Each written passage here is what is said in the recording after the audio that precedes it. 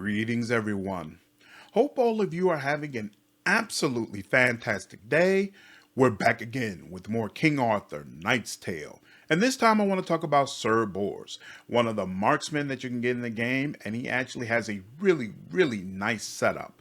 First, let's go over the traits. He has Healthful, which means he gets plus 20% vitality from accessories and trinkets, similar to what defenders can get when they choose Robust, except they would have to choose it twice. So this is actually very nice. Then he also has Tradesman. While appointed as Court Chandler at the Merchant, this increases the number of items offered by the Merchant by 2, which is obviously very nice. It's going to give you a wider selection of items to be able to choose from, and sometimes the merchant provides some very nice things.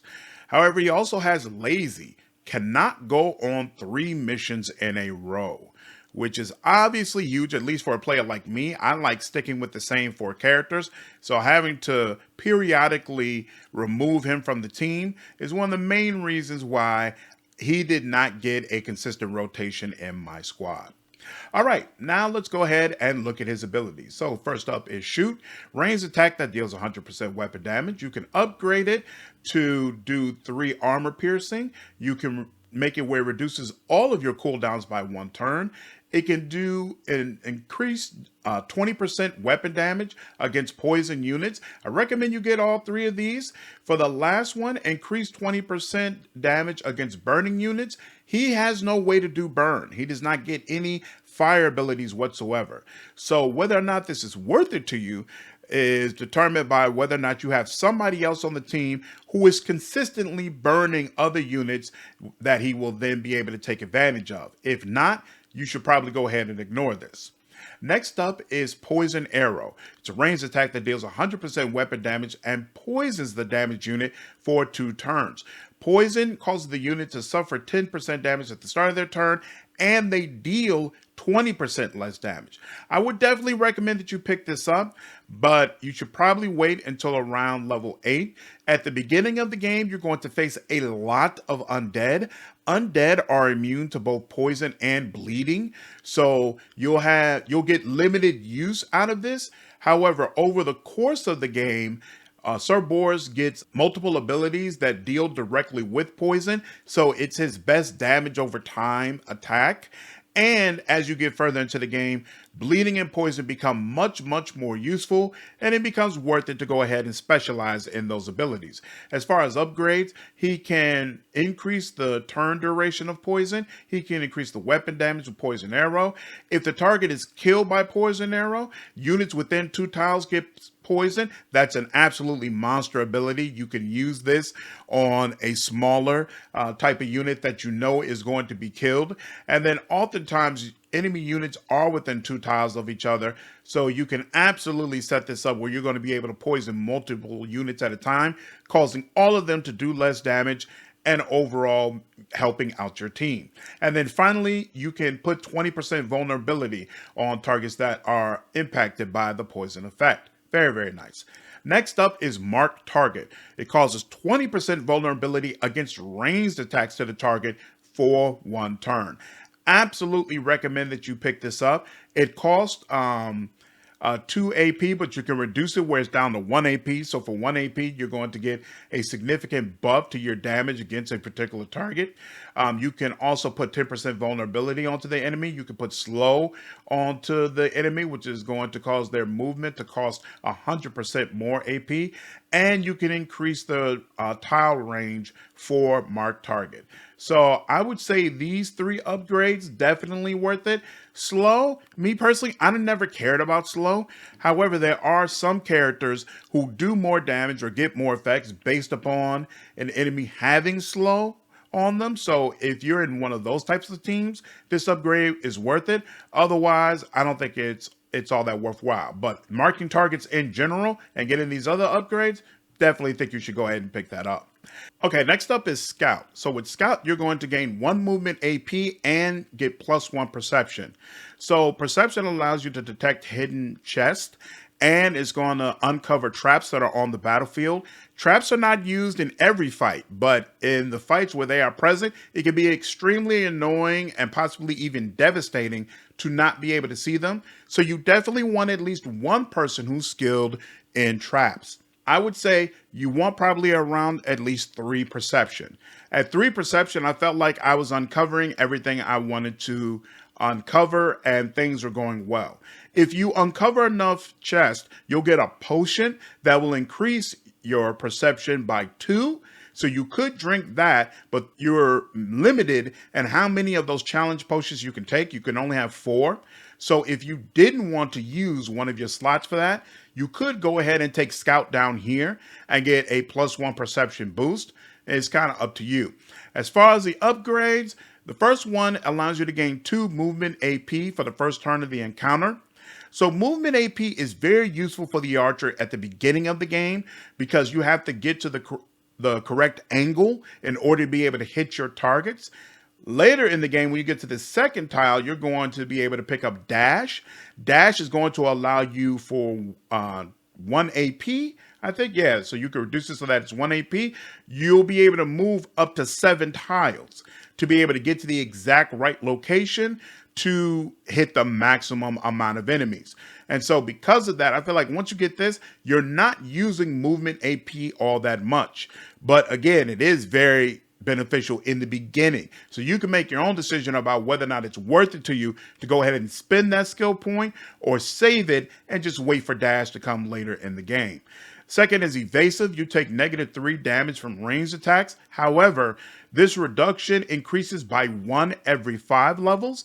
I would personally say you should go ahead and spend 2 skill points instead of 1 and pick up deflection, which is going to give you a -4 damage from ranged attacks, and it increases by 1 every 4 levels instead. So it's going to really help to ensure that your archer stays protected. Next up is the hero gains 1 AP at the start of their turn. If 5 or more AP was spent on movement in their previous turn, I would say this is not worth it. 5 is a monster amount of AP to use on movement. Once you have Dash, you're going to probably most of the time spend 1 AP to be able to get around, and you won't be using your movement AP as much. Even if you do, you're going to move a smidge here, a smidge there. You're not going to be spending 5 AP. I would say this is probably not worth it. And then the final one, the first ranged hit the hero receives in each encounter is automatically dodged. I like this. I went on ahead and picked it up. You know, I think it might feel a little weird putting so many points into being defensive, but they will definitely, if you're in range of the archers to hit them, you're also in range to be able to get their attacks. And sometimes, even if Sir Mordred is 2 squares away from them, they'll still decide you're the bigger threat and take a pot shot at you. So I would say you should go ahead and pick this up. All right, next up is Adrenaline. The hero gains 1 AP when killing a unit. Absolutely, definitely want to pick this up. You can pick up certain gear or relics that will also give your character more AP in certain situations. If you've seen my video of Team Building 101, then you've already seen Lady Dendrain, the way I use gear to set her up, where she basically gets an additional 4 AP every time she gets a kill. And this skill was definitely a part of that. So even if you don't go that far with it, sometimes getting that extra AP is just going to allow him to do another attack, and that alone is going to make it worth it. And then finally, Ready will put 20% more Overwatch damage on your character. I personally didn't find this worth it. I didn't use Overwatch that much with my archer. Most of the time with the archer, I just want to shoot whatever's there. There are times when you're fighting enemies who come in waves, and so you've cleared all of the wave, and now you're waiting for more enemies to come. It can be nice to set up Overwatch over the portals where you know they're going to come from. And so in that situation, it's useful. But otherwise, I didn't use Overwatch enough to really feel like these 2 points were justified. Next up is Aim Shot. It's a ranged attack with 13 armor piercing that consumes all remaining AP and deals 25% weapon damage per AP spent. So obviously this is going to do monster damage. It can be fantastic against a boss when you've already cleared out all the trash, or against one of those backline enemies like a spellcaster or one of those banshees where they're giving nasty buffs to the entire team and you just want to take them out ASAP. Now, sometimes they'll have the little three floating symbols around them, automatically blocking a ranged shot. But in those situations, I just like running up with Mordred and letting Mordred do probably a couple or hopefully even 3 attacks against that particular character to get rid of those blocks. And then I do aim shot to ensure that they're going to take all the damage that I want them to. This is definitely a great skill to have in your pocket. As far as upgrades, the hero can gain 2 movement AP when killing a unit with aim shot, 20% weapon damage for aim shot against unarmored units. You can make it where aim shot cannot be blocked, and you can increase the tile range by 2. I would definitely say you should pick up all of this because it has that 13 armor piercing. It's still going to be great against enemies that have armor, but picking up for those unarmored units, which again are going to be those spellcasters and banshees, is just going to help to ensure that one shot will absolutely take them out, at least if you're on like normal or hard level. We've already talked about dash, but its upgrades will decrease the AP cost of Overwatch by 1 after dashing. Of course, the AP cost can be reduced. The cooldown of dash can be reduced by 1 turn, and you can increase the range by 2 tiles. Next up is Alchemist, which is going to decrease the AP cost of skills using poison by 1. So that, of course, includes Poison Arrow and another skill that we'll get to later on. As far as upgrades, you can increase weapon damage by 10% for skills causing poison. You can increase the duration of poison effects. Enemies hit by the hero's poison skills have their damage reduced by a further 50%. And you know, originally it was 20%. So 70% overall. Obviously, that's a massive decrease in the damage that some enemies can do. Very, very useful. And units affected by poison lose 1 armor at the start of their turn, which, depending on the enemy, could also be very useful. He's going to specialize in poison. I would definitely recommend you pick all of this up. Next is Unyielding, allowing you to regain 4 HP for each hit, and then you can combine it with Ruthlessness, which lets you regain 4 HP for each kill, potentially allowing you to get 8 HP every time you kill someone, keeping you on your feet. This combined with less damage from attacks, dodging the first attack, makes him very, very sturdy as your archer. Definitely recommend you go ahead and get this combo. The other upgrades, you can increase his physical debuff. I don't feel like 15% on its own really does anything, and he doesn't get other ways to be able to increase his physical debuff resistance, so I would say you should skip this. He can get an additional 10% vitality from accessories and trinkets. He already has a trait which does this ×2, so I would say you don't need endurance. And then finally, he can get extra HP from armor sigils. You've already just set up a combo that's going to allow you to get HP every time you let go of an arrow. I don't think you really need the additional 5 HP. So, but these two, definitely go ahead and pick this up. Next up is First Shot. An additional 15% weapon damage for the first attack on each turn if no AP was spent in that turn. The bonus damage is retained when spending movement AP. So get yourself into position and take a shot, and you'll get an additional 15%. Keep in mind that dash does not use movement AP. It uses your regular AP. So if you use dash, you lose this 15% weapon damage. But of course, you're using dash so you can get into a position where you can hit the maximum amount of units. So next turn, you'll go ahead and get that 15% because more than likely you shouldn't have to move again. And then finally, we have Skirmisher. The hero can also wear medium armor. So you can see a theme here. This guy is a lot more sturdy than the other archers that you have access to in the game. Using medium armor, if you feel like he's getting hit a lot or you just want to bring him a little closer to the action and want to make sure he can handle it, of course you can allow him to wear medium armor, or just in general, if you like the idea of having an archer that's capable of doing it, you can go ahead and pick this up. But otherwise, if you feel really comfortable and confident and feel like he virtually never gets hit, you of course could skip it. All the other or most of the other archers don't have medium armor and they figure out how to get through the game as well. Real quick before we get into the last section, if you enjoyed this video, I would appreciate you hitting the like button. I use this information to determine what content my channel is enjoying, and it helps my videos spread to more people. I really appreciate all of the support. All right, finally, let's go to the last section, which has Poison Bomb. Deals 70% weapon damage in an area of 3x3 tiles. You can upgrade this where it'll poison all of the enemies that it hits, where it does an additional 15% weapon damage, where the AP cost of Poison Bomb is reduced, and units hit by Poison Bomb lose 2 armor. Obviously, this is a massive skill. It's got a range of 8, so you can just bomb enemies that are way out ahead of you and reduce their damage in the process as well. So definitely recommend you pick this up. With everything that you got from Alchemist, it's really, really going to help you. Next up is Cover Expert. +1 tile range for all skills used from cover. As far as upgrades, you can get an additional 10% weapon damage when you deal damage from cover. You can increase your physical debuff resist in cover. You can, while in cover, make your armor unbreakable. And cover reduces damage taken by the hero by 10%.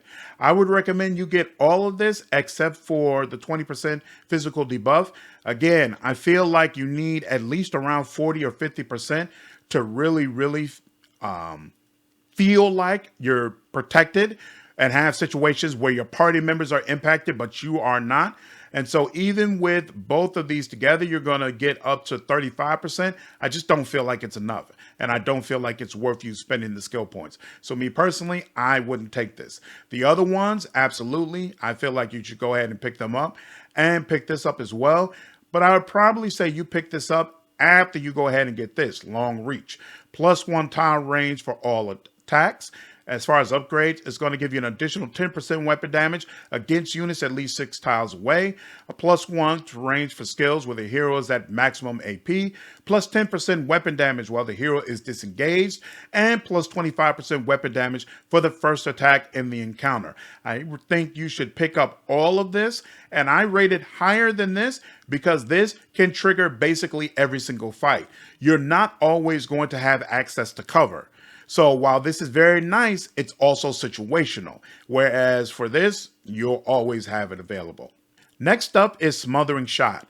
Ranged attack that deals 100% weapon damage and causes silence, which means only basic skills can be used. Obviously, this is fantastic to use against a spellcaster, a banshee, basically anybody capable of doing really nasty things that you don't want to see. As far as upgrades, you can reduce the AP cost, you can increase the weapon damage, you can make it where it calls weakness for 1 turn, and you can make it where it calls slow. So you all already know I don't really care about slow, but if you're on a team where putting slow on an enemy maybe causes other party members to do more damage, or they'll take advantage of it, by all means, go ahead and pick this up. And then weakness, keep in mind, it only has weakness for 1 turn. So this is useful if you feel like you're going to use this in a situation where your allies are really going to be able to take advantage of it. But in my thinking, you're probably going to be hitting someone in the back line with this particular power. So again, a spellcaster of some sort, you want to ensure that they can't use their spells. Making them weak for 1 turn is only useful if you have somebody else on the team who can actually get to this person and do some serious damage to them or take them out, which is not really going to be like your Vanguard or your Sage, because at the beginning of the fight, there's so many enemies crowded around them that you're just putting your character in a situation where they're going to get completely lit up. So me personally, offhand, I would say this is very likely this is not worth it. But if you use it in a more general fashion where you'll just randomly, hey, whatever, I'm just going to make somebody silenced, then this could be worth it to just throw it on a boss that you're trying to whittle down and deal with. Next up is evasion. Dodge the first incoming melee attack each turn. For me, I don't feel like this is worth it. I don't put my archer in positions where melee attackers are going to target them. My archers are in the back line and my melee fighters are running up. Or I'm using a sage and putting up a wall to help ensure that melee fighters can only get so far. So I personally don't take this, but again, he's got a lot of defensive powers. He's got medium armor. He could be closer to the action if you wanted him to be. And if you're using him in that way, then it might make sense to give him evasion. We've already talked about Scout. Last up is Hunter. AP cost of all skills is reduced by 1 while only 1 enemy is present in the encounter. This is obviously very useful when you're going up against a boss and you've already cleared out all the trash. Sir Boars is going to be able to pump out a lot more damage in those situations. And that is all of his abilities. Hope all of you have enjoyed this video. If you did, please leave me a like, share this content, and subscribe to the channel if you haven't already. I will see you all in the next video. Take care.